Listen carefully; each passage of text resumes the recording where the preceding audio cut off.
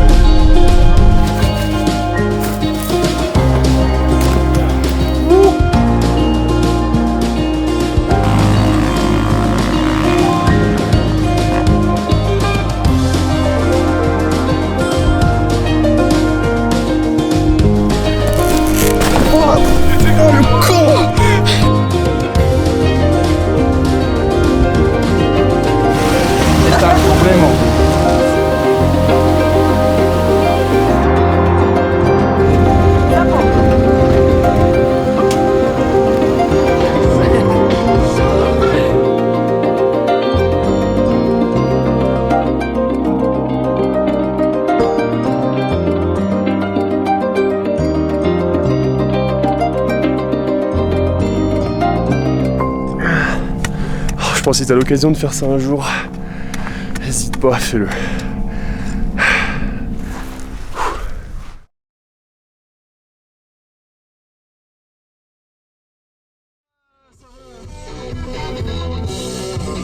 Pareil pour le décollage. Mets-moi ça, Clovis va taper de la patte.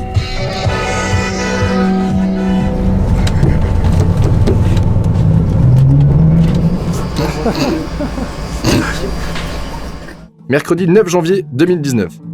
Après 1 an et demi de préparation, nous voilà enfin prêts à en découdre avec l'America Tour. Pour nous, c'est l'inconnu total. On n'est jamais parti aussi longtemps et aussi loin de chez nous. Alors il nous restait plus qu'à dire au revoir à notre bonne baguette agrémentée de notre fameux beurre de micelle et d'un bon vieux camembert. Et Kenavo la Bretagne, les copains, vous allez nous manquer. T'inquiète pas, maman toi aussi. La traversée de l'Atlantique n'a pas été de tout repos. De nombreuses turbulences, des bébés qui pleurent, des gens qui crient, d'autres qui régurgitent les repas du soir. Bon, en vrai, on n'avait pas à se plaindre, en moins de 24 heures, on a pu poser le pied chez l'oncle Sam.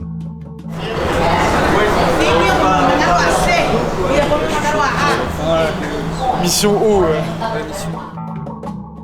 Mais la traversée n'était pas terminée. Après une escale de 9 heures à New York, il nous restait quelques heures d'avion pour atteindre le premier objectif du projet, Montréal.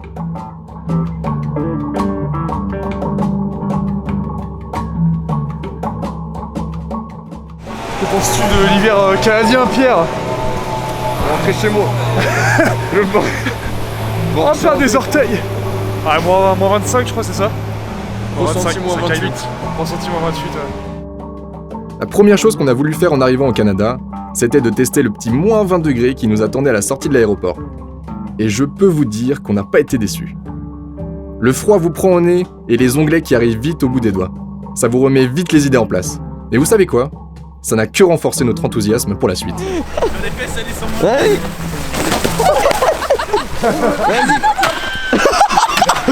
Oh la gueule.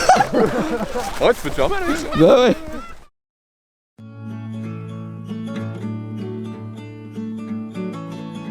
À Montréal, nous avons été hébergés chez une amie, Colombe, qui vivait ici pour ses études. Le plan était de rester sur place une semaine pour nous habituer au froid du pays, se remettre du jet lag et préparer la suite des hostilités.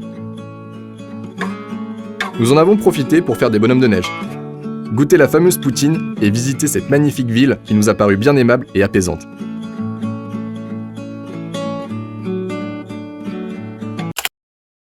Ah, et j'oubliais, avant de continuer mon récit, je vais peut-être vous présenter les gus qui m'accompagnent dans cette folle aventure. Bon allez. Alors pour commencer, le petit gaillard d'1m70 là, c'est Alex, a.k.a. la tuffarde. Bref, choisis celui que tu veux, mais la légende dit de lui qu'il vaut mieux l'avoir en tableau dans sa salle à manger plutôt qu'à table.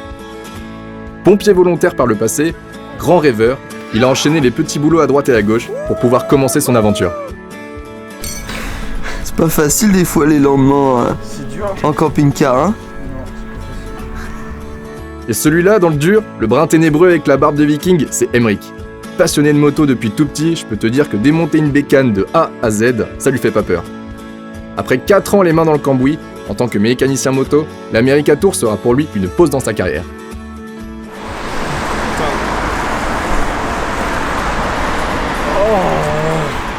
Le grand blond que tu vois là-bas, c'est Hugo. Il est ni allemand, ni australien, ni californien. Un pur produit breton-co-normand. Je te rassure, il déteste le beurre doux et arbore fièrement le Gwenadu. Après 3 ans à étudier le commerce, il quitte les bancs de l'école pour découvrir l'école de la vie.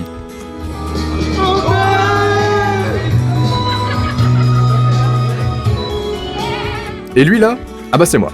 Et moi c'est Pierre. Les gars disent de moi que je fais toujours le mariole, mais moi je trouve pas. Un jour au basket, j'ai voulu mettre un panier, mais je l'ai pas mis. Il m'a fallu 30 secondes avant de m'apercevoir que j'allais marquer contre mon camp. Bref, tout comme Hugo, j'ai étudié dans le commerce, et après une année de vie active, j'ai décidé de me découvrir et d'aller dans le bon sens.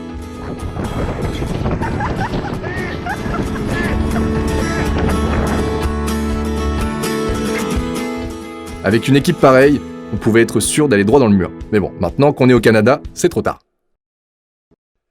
Bon, reprenons le fil de l'aventure.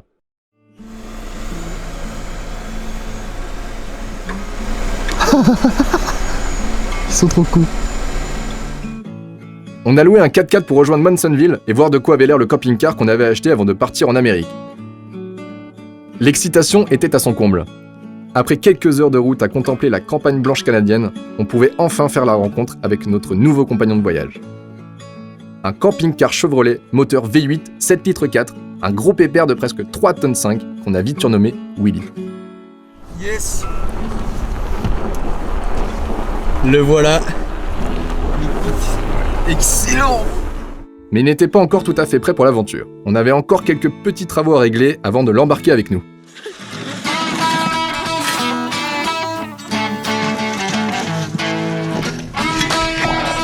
On apprend à travailler dehors sous moins 20 degrés.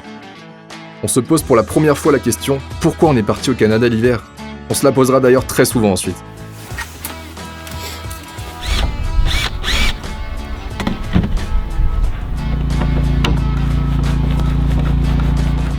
On est alors resté une petite semaine chez Patrick et Josie, anciens propriétaires de Willy. Ils nous ont hébergés le temps que l'on s'occupe de le déneiger, régler la paperasse administrative et le montage du système d'énergie solaire qui était indispensable pour pouvoir aller partout et être indépendant. On le sort de sa tanière, bon Dieu, le Willy. Ouais, Patrick. Yes. Salut Josie, à la prochaine. Ouais, bah merci pour tout. Bonne aventure. Merci.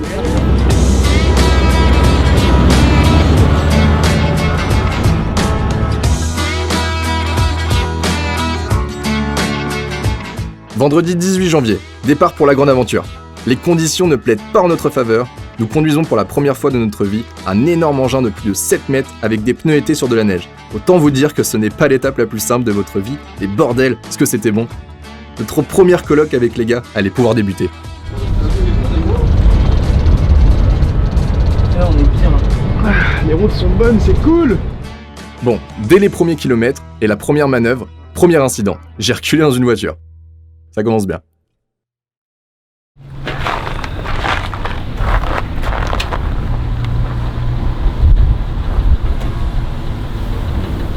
Non mais c'est le tuyau qui a gelé. Ah ouais. Ah ouais, c'est le tuyau qui est gelé. Ah, il est complètement gelé, il est tout dur. Ah la Si j'y vache. touche, il va péter là.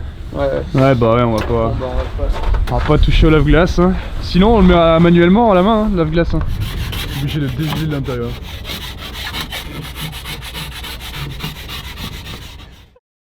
On passe nos premières nuits plutôt fraîches avec un chauffage défaillant et des batteries à plat sur des parkings de grande surface. On est loin du rêve de la van life dont on avait tant rêvé.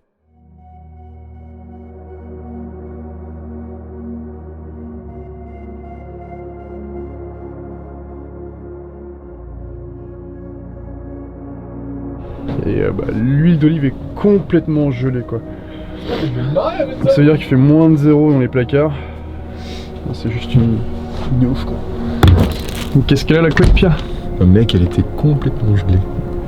Elle était collée sur la paroi du camping-car, tellement ici, il fait froid. Voilà, rien de normal. C'est clair. Il n'y a rien de normal. On ne profite pas, on subit. Merde.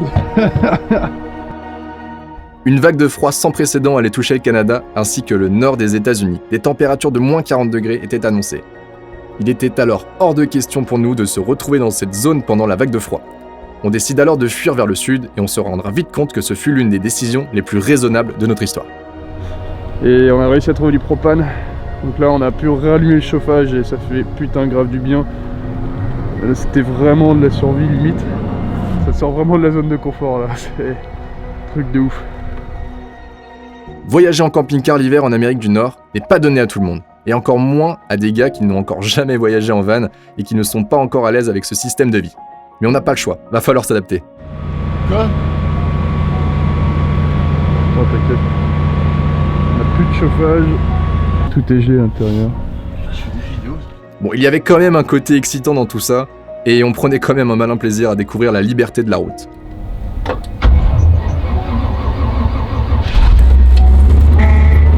Fuck yeah! Yeah! Fuck yeah!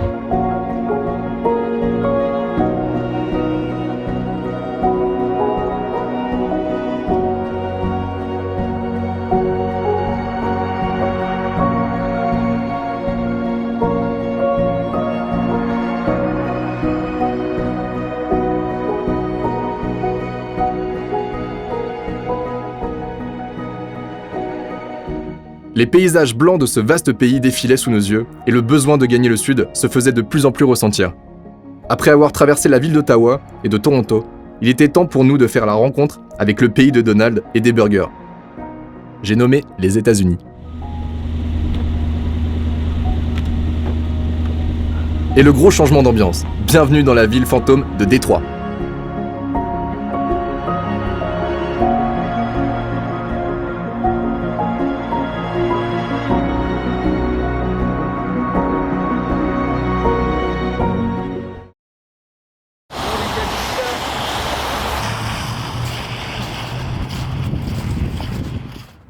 Et bien évidemment, des jeunes dans un camping-car, ce n'est pas très commun et quelque peu suspect. On a alors eu le droit à une petite fouille du véhicule et quelques questions sur notre venue aux États-Unis, par des mecs sortis tout droit d'un film de G.I. Joe. Mais au final, tout s'est bien passé, et les agents ont été cool avec nous. Et donc là on est dans un ancien bâtiment, donc en Détroit, beaucoup de bâtiments abandonnés. Et là on est dans un ancien bâtiment industriel qui servait avant pour créer des pièces automobiles. Détroit est une ville assez spéciale. Véritable ville du rêve américain dans les années 1900, la crise des subprimes en 2008 y a laissé pas mal de séquelles. On y a trouvé beaucoup de maisons abandonnées, des usines fermées, de la pauvreté. C'est vraiment impressionnant de voir l'impact de la crise 11 ans plus tard. Après quelques jours dans cette ville qui nous a laissé songeurs, il était temps pour nous de reprendre la route. On a alors fait notre tout premier vrai plein. Et accrochez-vous, le litre d'essence ne dépassait pas les 43 centimes. C'était la bonne nouvelle du jour.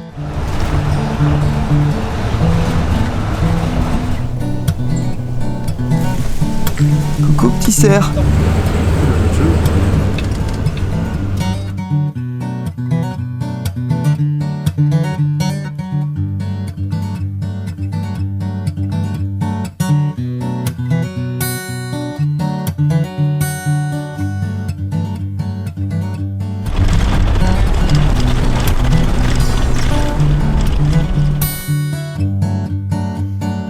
Notre objectif était de rejoindre la Californie. On avait alors tous les États-Unis devant nous, avec tout un tas de possibilités.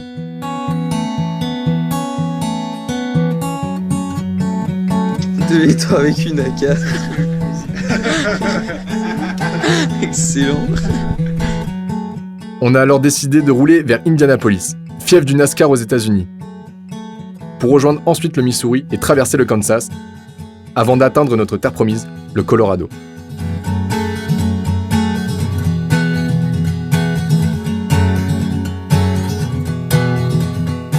Bah ouais, mais là il est allumé donc c'est que C'est bon, ouais. Bah écoute, c'est que c'est normal, mais putain, c'est flippant leur truc. Ah, c'est clair. Voilà, bon. Et si on explose. On aura peut-être de l'eau chaude. On a beaucoup roulé. Le froid toujours présent nous jouait des tours. Tenant nos batteries à plat, on était parfois obligé de dormir dans des hôtels pour les recharger.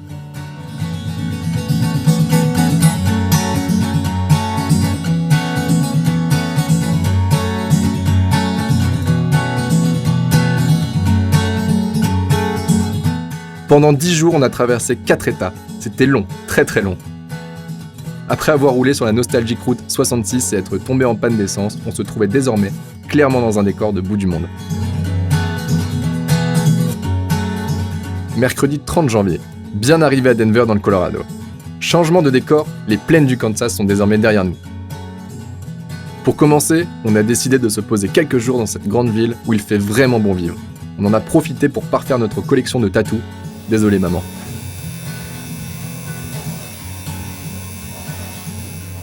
Et pour la première fois, la police nous a réveillés en pleine nuit. L'agent était plutôt cool et nous a laissés tranquilles.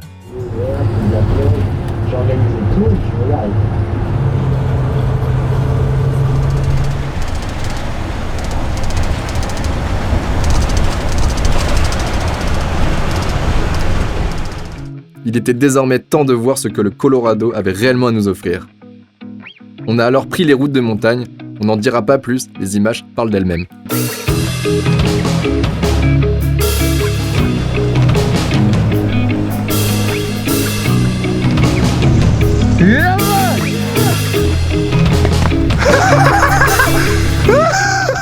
Ce genre de route déserte qui nous a donné envie de sortir le skate et de rider un peu. On se serait cru dans la vie rêvée de Walter Mitty, seul sur ta planche sur des kilomètres d'asphalte avec des montagnes à perte de vue. Dans ce genre de moment, tu ne penses à rien et tu kiffes. Et c'est ça qu'on est venu chercher en Amérique.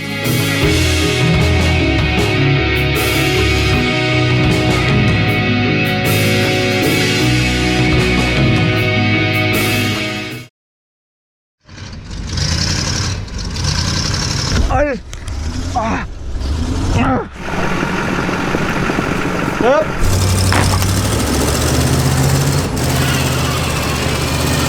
Ouais, je dirais qu'on va crécher là, hein. Voilà. On est bien là. Soit en plein milieu de la route. Allez, normal. Oh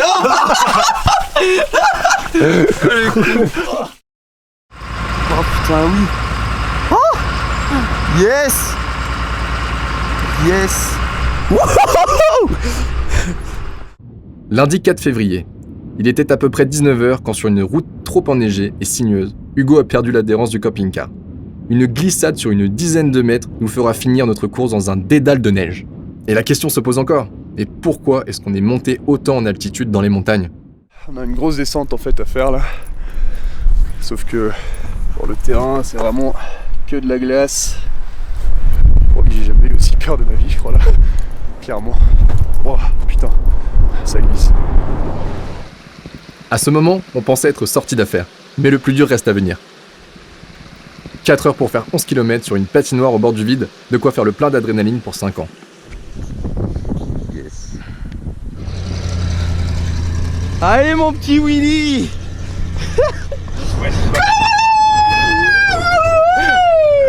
Yes. Ouais bah putain, je leur ferai pas 2 fois ce bordel. Personne leur fera 2 fois ça.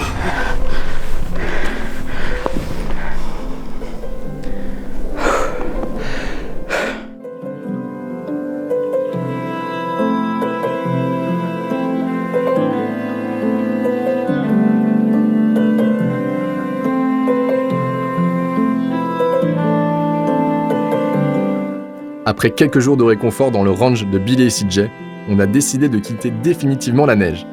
Ce n'était plus possible pour nous, après ce qu'on avait vécu, de continuer à prendre des risques dans ces conditions. On a alors pris la direction de Grand Junction, ou Grand Junction, alors je sais plus très bien, à la frontière de l'Utah, le pays des cailloux rouges, des canyons et des Indiens Navajo.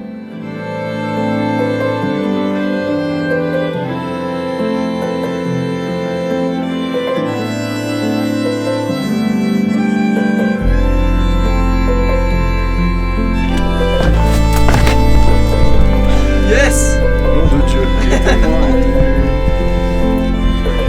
Oh la vache!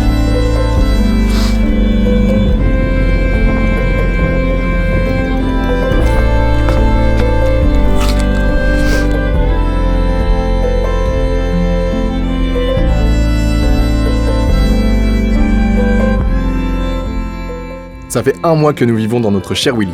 1 mois que nous vivons à 4 dans une dizaine de mètres carrés. On s'adapte lentement à ce nouveau style de vie qui est clairement différent du nôtre habituellement. Nous ne sommes plus dans notre vie confortable en France avec tout un tas de ressources presque illimitées à notre disposition.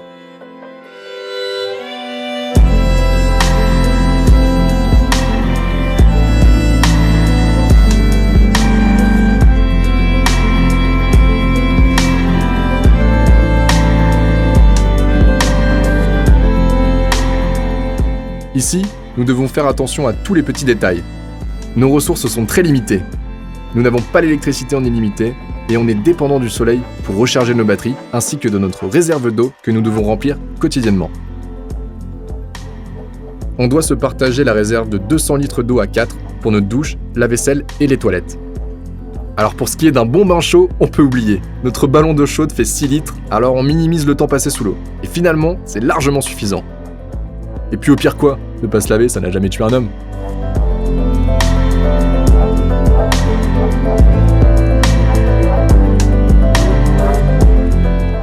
Le point positif de tout ça, c'est qu'on apprend à gérer nos ressources et on se rend compte que nous avons énormément de chances de vivre dans un pays où l'eau et l'électricité sont disponibles facilement. Et là, avec Willy, on apprend à y faire attention. Ça pue votre truc, les mecs. Hein.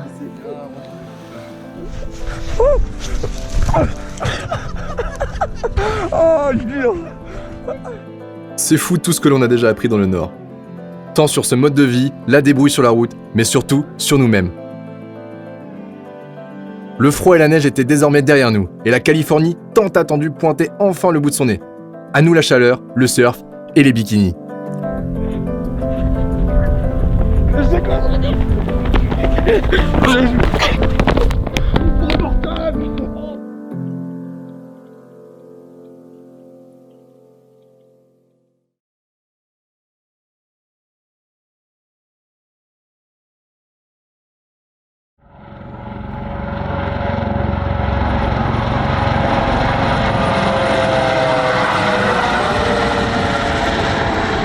Qui veut sortir de prison? Putain, vraiment, les Américains et leurs pubs, c'est quelque chose. Tu me diras, on est à Vegas.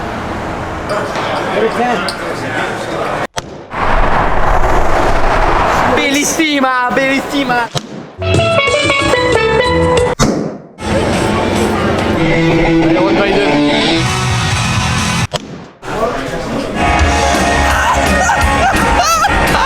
Ouais, attends, je regardais pas ce que je faisais. Alex, fais gaffe, tu pètes le verre, tu bois plus. J'en ai 4. On pensait juste faire un passage à Las Vegas. Faut dire que c'est un sacré bordel cette ville. Mais parfois, il faut laisser place à l'imprévu en voyage, et pour nous, c'était la rencontre avec un gars en or, Christian. Eh, Hugo, Je la joue, elle change pas, moi. elle change pas de fournisseur, hein, c'est du bon. Hein. Surtout qu'il change pas la. Comment le décrire ce personnage ? Disons que c'est quelqu'un qui sait tout faire, et qui a un cœur aussi grand que ses rêves.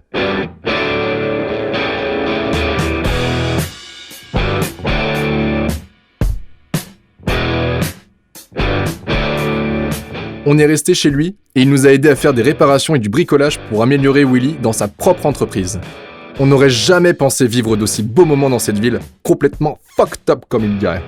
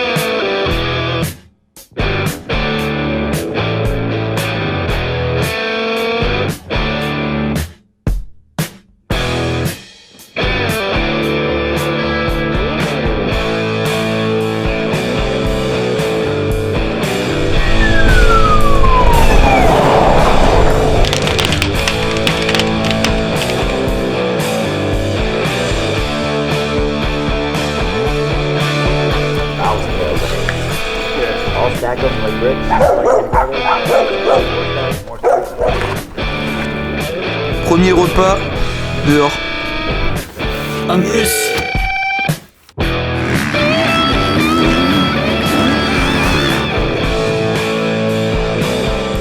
Mercredi 27 février, localisation Millestone MX Park, Emmerich va effectuer l'un de ses plus grands rêves de gosse.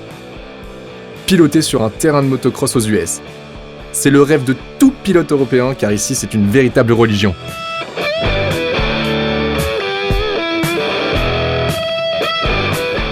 On a été accueillis par Thomas Do, gérant de MX California et pilote pro français, qui a permis à Emmerich et Hugo de s'éclater pendant 2 jours sur les terrains parfaits de Millestone et de Paris.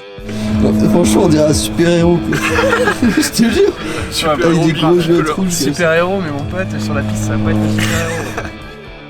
Car c'est aussi ça l'objectif de l'America Tour. Assouvir nos plus grands rêves, et ça a permis à Hugo de tester la discipline qu'il voulait tant essayer durant sa jeunesse.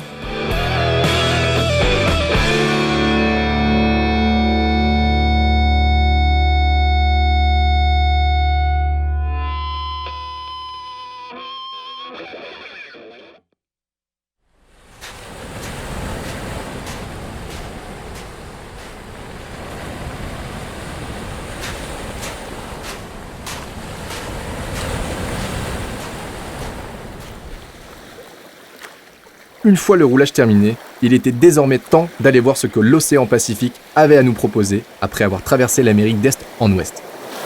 Alors direction Surf City, ou plutôt Huntington Beach. Situé non loin de Los Angeles, c'est ici que l'on va se poser quelques jours pour s'équiper en matériel de surf.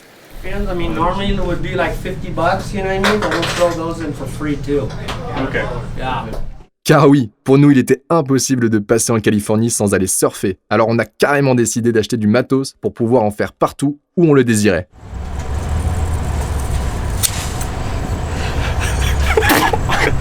Mec, j'espère que ta technique ça marche.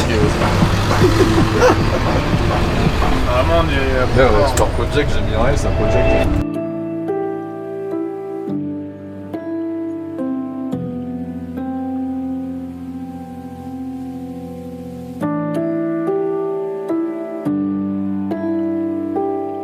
Mars sonnait l'arrivée de 2 de nos amis, Svea et Margot. On était trop contents de leur montrer notre chez nous et comment nous vivions depuis maintenant 2 mois.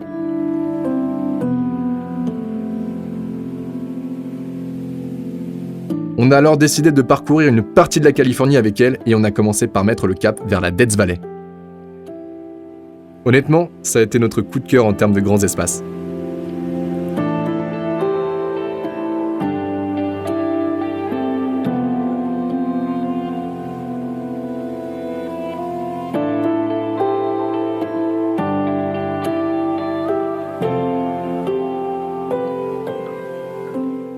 Bon, ça n'a pas été de tout repos. Tu te rappelles l'introduction du film ? Les cons en panne dans le désert, eh ben on y est. La vallée de la mort porte bien son nom. Elle a tué nos freins, clairement. Willy était devenu un véritable cercueil roulant. C'est aussi ça le voyage. Rien n'est écrit à l'avance et on est en train d'en faire les frais. Pour descendre la vallée, on a divisé le groupe en 2. Moi, Hugo et les filles, on a fait du stop pour pouvoir alléger le poids.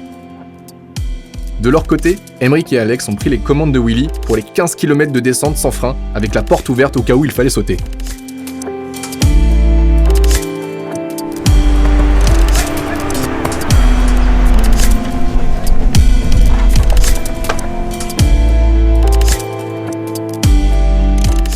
À la suite de cet épisode, on a alors roulé en direction de Los Angeles pour changer les freins. Après un petit tour chez un réparateur et $2000 qui font mal, on était de retour sur la route. Parce que là, il faut que quelqu'un arrive à la piste. T'es au bout.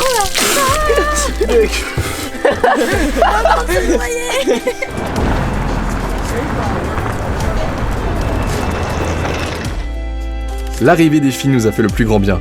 Elles nous ont permis de casser notre routine. T'as bien entendu le mot routine. Oui. Ça peut paraître bizarre étant donné qu'on est en voyage. Mais elle était parfois présente et il nous arrive d'avoir de grosses baisses de morale. Exactement les mêmes que dans notre vie normale en France. Car cela fait maintenant plusieurs mois que nous vivons de cette manière et notre cerveau s'est habitué à ce mode de vie. Nous voyons de nouveaux paysages tous les jours, pensons à nos ressources, réfléchissons à où nous allons dormir. Notre cerveau a imprimé que c'était aujourd'hui la normalité de notre vie.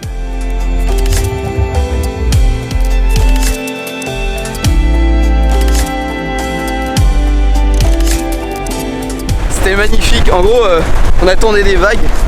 Et genre, je vois un aileron, je fais ok. Et là, je vois un dauphin qui saute juste au-dessus, enfin juste devant moi quoi. C'était ouf, j'ai pas pu le prendre. Ouais, c'était ouf. Et moi je vois quoi Je vois Speedy Gonzalez. Alias Emeric Plaguet, direction la plage. Non, c'était ouf. Franchement, je m'en rappellerai.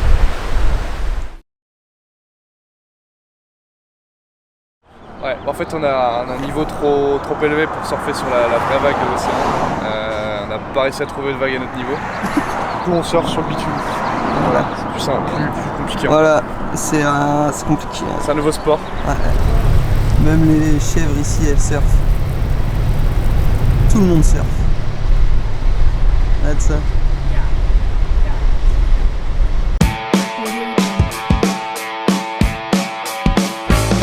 Le programme de ce mois-ci n'était pas compliqué. Rouler au rythme de la mythique Highway 1 qui borde l'océan Pacifique du nord au sud et surfer sur les plus beaux spots réputés de la région.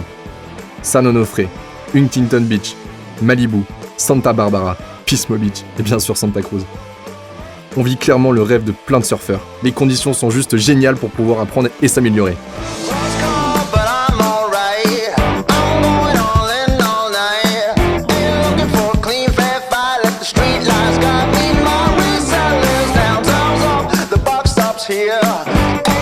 We wanted to go to Santa Cruz. Santa Cruz too?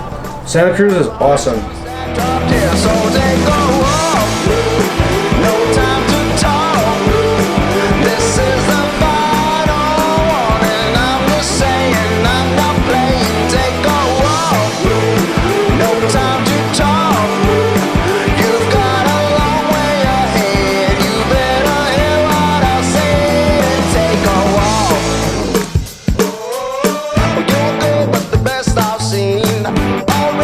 Shots with me. I'm traveling fast, I'm clean. I've roamed this land, one man done conquered it all. And it stings, but let me say, you're good, but the best I've seen. Already took the shots with me. I'm traveling fast, I'm clean. I've roamed this land. On nous demande souvent notre avis sur les États-Unis. Et notre réponse est toujours la même. Ce pays, c'est le contraste à l'état pur. Aussi bien sur le niveau de vie de ses habitants que sur leur façon de vivre. Ici, soit tu es riche et tu as réussi ta vie dans l'engrenage du système, soit tu es mis à l'écart. Le nombre de SDF rencontrés depuis notre arrivée sur le territoire est hallucinant. Et paradoxalement, le nombre de belles voitures également. Notre engrais, il est rempli. Du coup, la technique, c'est d'aller dans des chiottes publiques pour se laver. Et le contraste des États-Unis ne s'arrête pas là, notamment sur l'aspect van life et liberté de la côte californienne, qui n'est en réalité qu'un décor derrière un vaste territoire privatisé de toutes parts et où tu dois payer ou dégager au moindre spot. Même la nature ici n'est qu'un business comme un autre. Mais bien sûr, il ne faut pas voir que du négatif dans tout ça et accepter les contraintes du pays dans lequel on voyage.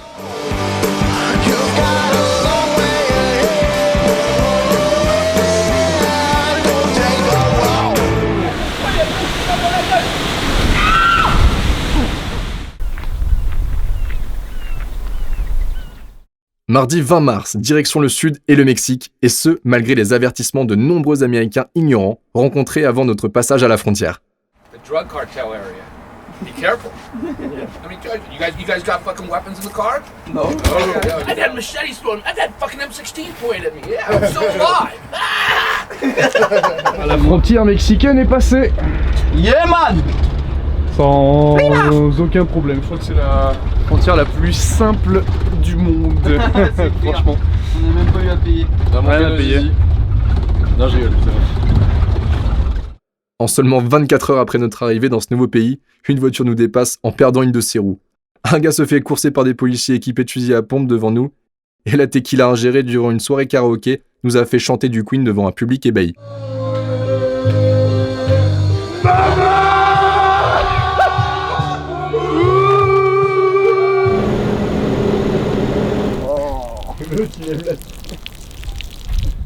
Un vent de liberté et de rock'n'roll plane au Mexique.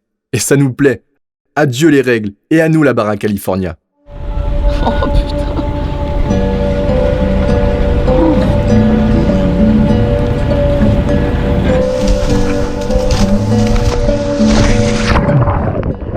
La Barra California, cette péninsule de la liberté où nous avons surfé dans des décors de bout du monde.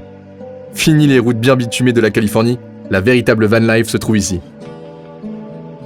Nous étions désormais rodés à la vie sur la route, mais le fait de vivre dans quelques mètres carrés à plusieurs non-stop, forcément, cela crée des conflits, et la plupart du temps pour des choses futiles et dérisoires.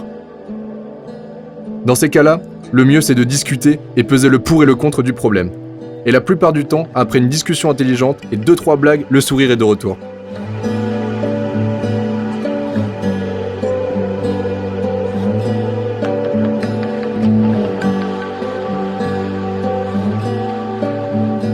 Après la Barra, nous avons décidé de continuer notre périple vers le sud. Nous avons alors roulé 1500 km à travers un désert rempli de cactus énormes. Côté mécanique, Willy commençait à accuser le coup. Faut dire que pour son âge, il en a bavé le vieux. Et dire qu'au début, il pensait passer une retraite paisible au fond du Canada, mais il a fallu que 4 jeunes Français, insouciants, lui fassent avaler des milliers de kilomètres pour le paumer au milieu du Mexique.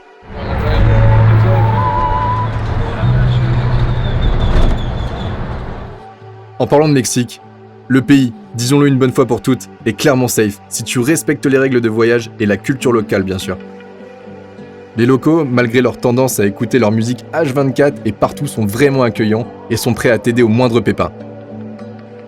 On est je crois les seuls gringos dans les parages à voyager en camping-car et les paysages varient entre décors de Far West et jungle tropicale. On a vraiment profité à fond de ce cadre dépaysant pour nos derniers jours tous ensemble. Et oui, c'est arrivé comme ça. Emeric devait rentrer en France pour ses études et j'ai décidé de le suivre au dernier moment. Je pense que pour ma part, j'avais fait mon voyage. Mon pays et ma famille me manquaient énormément. Nous avons donc décidé tous les deux de quitter les bancs de l'école de la vie ce 29 avril. On a appris beaucoup de choses sur nous-mêmes et sur ce vaste monde qui nous entoure. Et pour moi qui n'avais jamais voyagé, ça a été une sacrée leçon de vie. Allez, Faites gaffe à moi. Ah bah moi aussi. Ah, je vous aime, les gars. Ouais, nous aussi on vous aime les gars. Bisous. Oh le bordel. Bon, on se retrouve à deux. Deux loups solitaires. Bon, qu'est-ce qu'on a prévu nous du coup?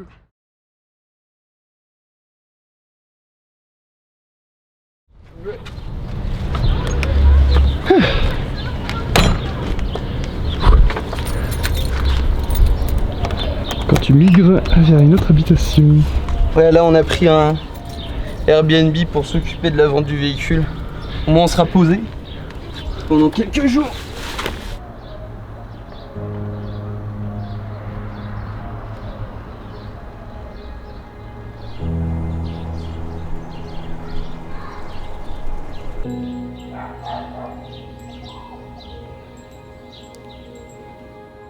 Bon, comme Pierre est parti, c'est moi, Hugo, qui va vous raconter la fin du périple.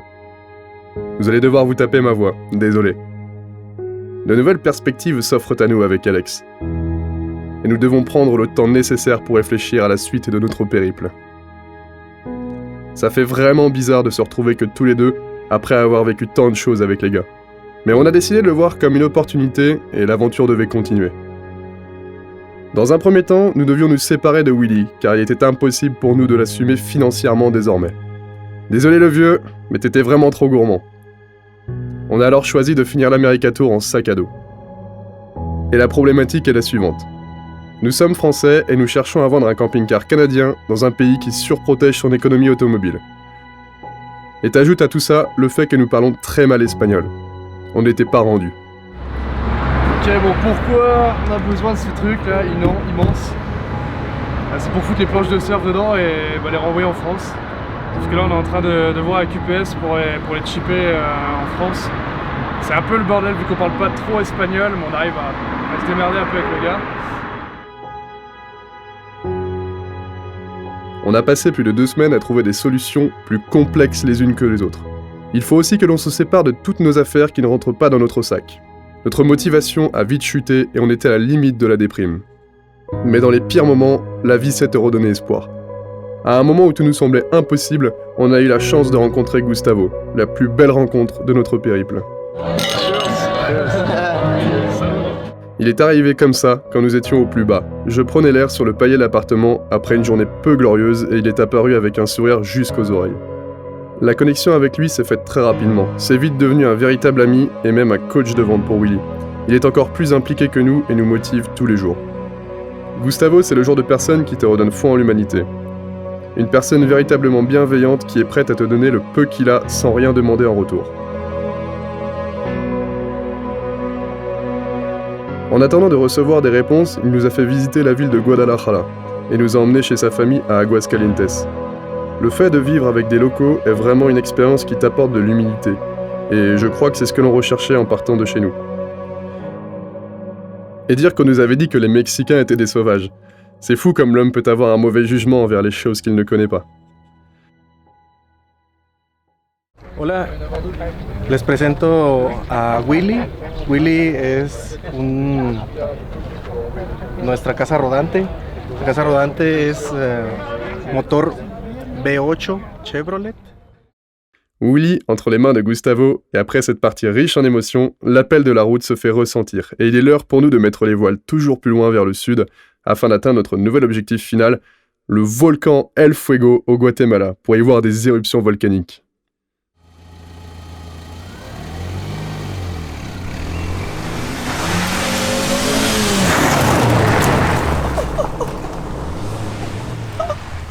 Trop mignon.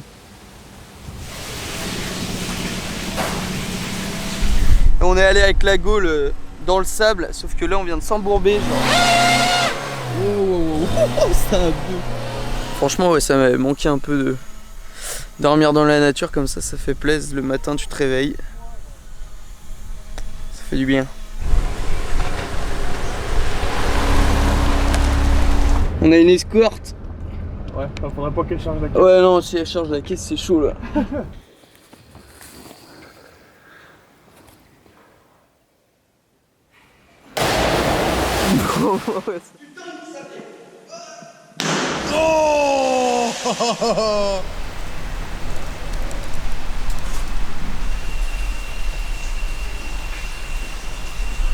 C'est un singe hurleur.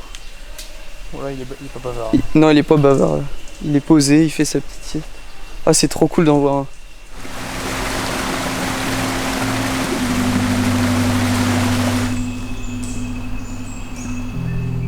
Le sud du Mexique par rapport au nord est vraiment différent et ce dans plusieurs sens. D'abord pour nous, car sans Willy et avec comme pour seul bagage notre sac à dos, on est libre d'aller où on veut, quand on veut. Avec un van aussi, vous allez me dire. Mais non, pour le coup, c'est deux expériences complètement différentes et c'est très intéressant de tester ces deux différents modes de voyage dans un même pays. Le sud est également différent sur le mode de vie des locaux. Ici, dans la jungle du Chiapas, une grande partie de la population est indigène et ils vivent très simplement avec peu de technologie, mais c'est fou comme ils ont l'air heureux.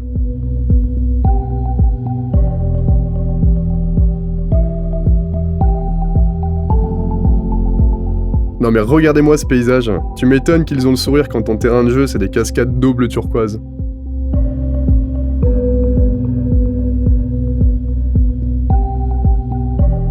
On découvre chaque spot avec des yeux de gamin, jouant aux explorateurs. La nature est notre terrain de jeu et nous nous y sentons bien. Malheureusement pour elle, les humains en ont décidé autrement.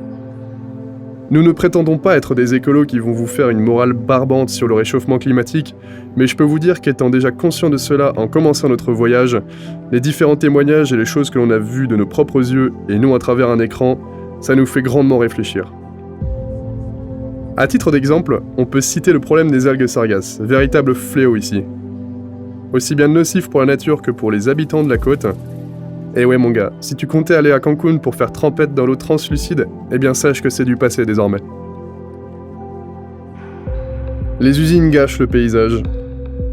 Les déchets plastiques présents absolument partout, les forêts brûlées pour l'élevage du bétail, la problématique du tri des déchets, le manque d'éducation, le tourisme de masse et j'en passe.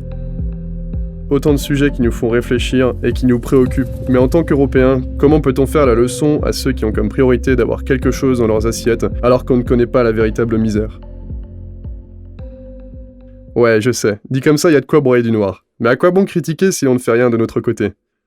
On décide donc de rallier le Guatemala en stop. On the world again, baby.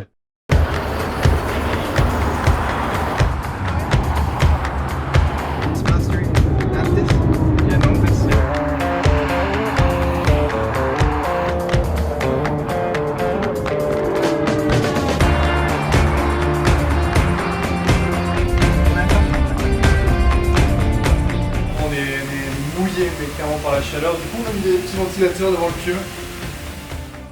Le stop, on en a déjà fait en France et à l'étranger. Et de par ces expériences, on a le sentiment qu'ici, ça allait forcément marcher.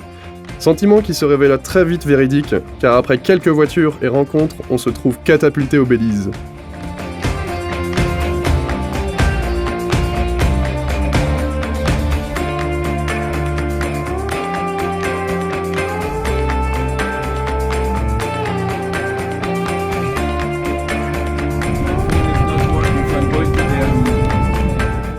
Le Belize, c'est ce petit pays anciennement repère de pirates et des colons britanniques, que l'on traverse en seulement un jour, armé de notre pouce et de notre sourire. Chaque personne qui nous avance vers notre objectif a une histoire à nous raconter, et cette manière de voyager permet de faire vraiment des rencontres authentiques et véritables.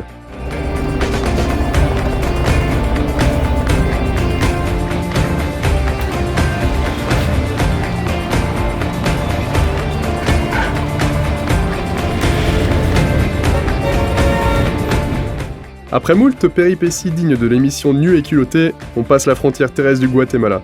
À ce moment-là, nous ne savions pas encore, mais ce pays allait nous marquer à jamais.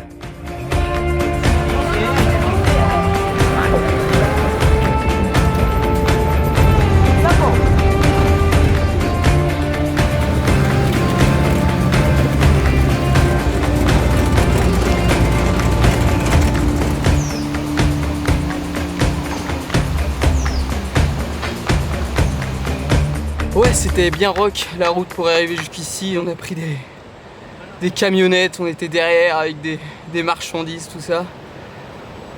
Et on se retrouve maintenant en pleine jungle. C'est bien cool. Le spot est magnifique.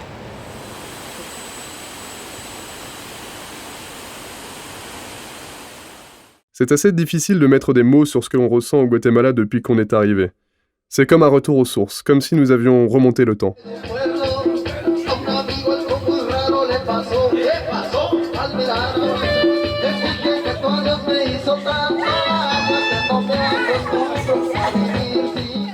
La jungle luxuriante, la pluie, les femmes et leurs robes colorées, la simplicité des choses, l'atmosphère qui émane des hauteurs, peut-être un choc culturel.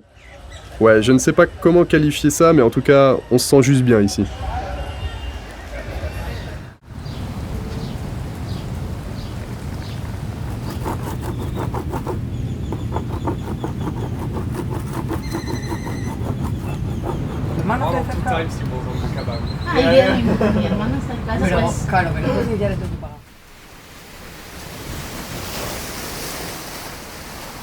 Après quelques semaines dans les terres, on a choisi de retourner voir notre vieux copain, l'océan Pacifique, pour retrouver les sensations de glisse et l'air iodé de la côte. On a alors atterri un peu par hasard au village d'El Paredón. Petit coin de paradis où chaque soir, on a le droit à un ciel déchiré par la tempête qui gronde au loin. Le matin, nous surfons avec notre pote Anton le Danois.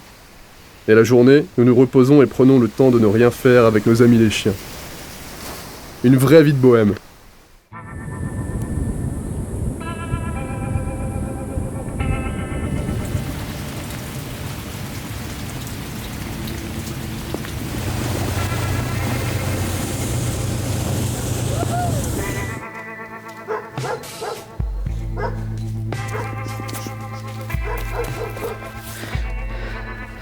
Bon là, on vous avoue que ça tire un peu.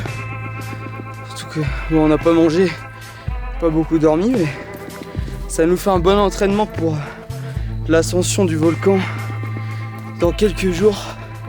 Donc, c'est pas plus mal. Et puis, on commence à voir un beau paysage. Donc là, pour le lever du soleil, là, ça promet de belles images. On va prendre beaucoup de plaisir.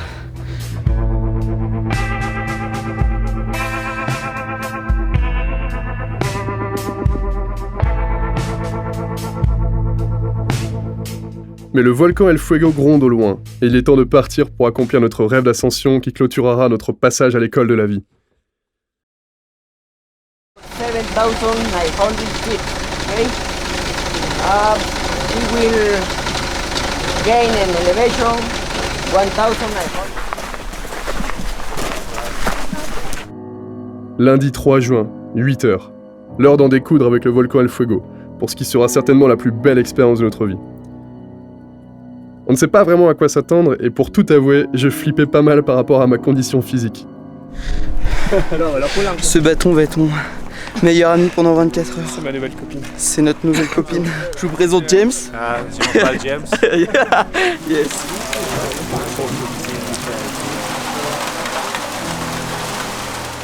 Cette heure d'ascension pour atteindre le sommet de la montagne Acatenango, qui culmine à 4000 mètres d'altitude. Un large panorama sur El Fuego, toujours en activité, s'offre à nous. Ouais, c'est cool parce que il y a plein de gens. Là maintenant c'est plus James, c'est un autre. On n'arrête pas de vanner sur la route. Bon, il pleut toujours, mais on est dans la forêt donc c'est mieux. C'est dur, très dur, la rando la plus compliquée de notre vie.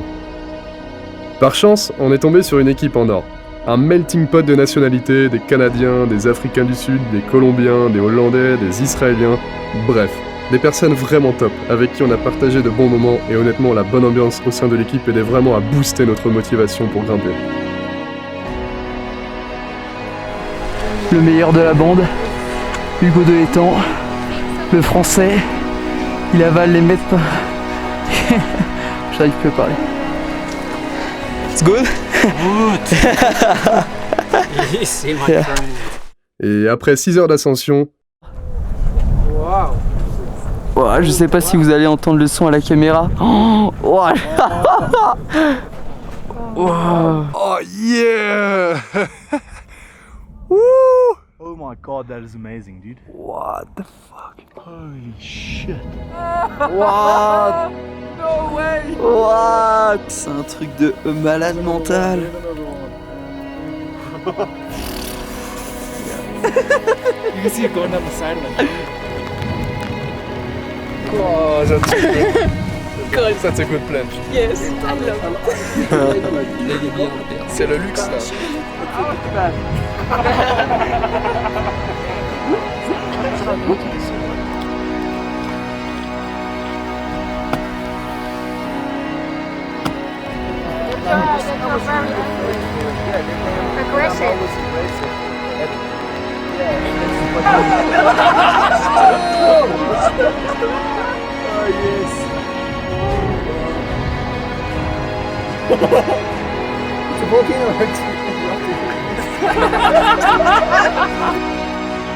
Le lendemain matin, 3h45, réveil difficile. La barre au crâne avec l'altitude et les quelques verres de vin bu la veille autour du feu. Il nous restait plus qu'1h30 d'ascension pour atteindre le sommet et espérer avoir un autre point de vue sur El Fuego. La partie la plus difficile de l'ascension. Aucune motivation, mais bordel, c'est la finale de l'America Tour, alors il est hors de question de faire demi-tour. Bueno, amigo. You're white, chico, you're white. You did it.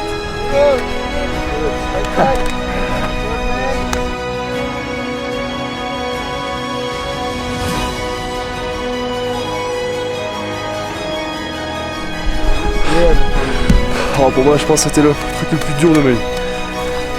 Franchement, je voulais mourir. Là, être au sommet, putain que c'est bon. Yeah, we did it!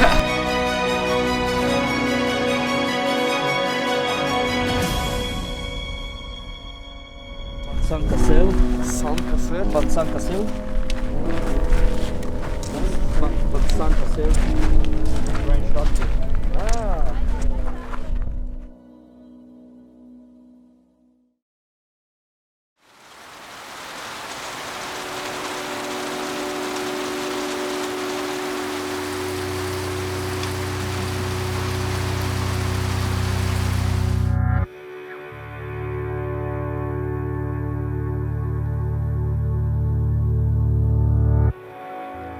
On aura appris dans le froid du Nord, pris des leçons sur la côte Pacifique, traversé les épreuves du Sud, vu la puissance de la nature, mais aussi à quel point elle était fragile.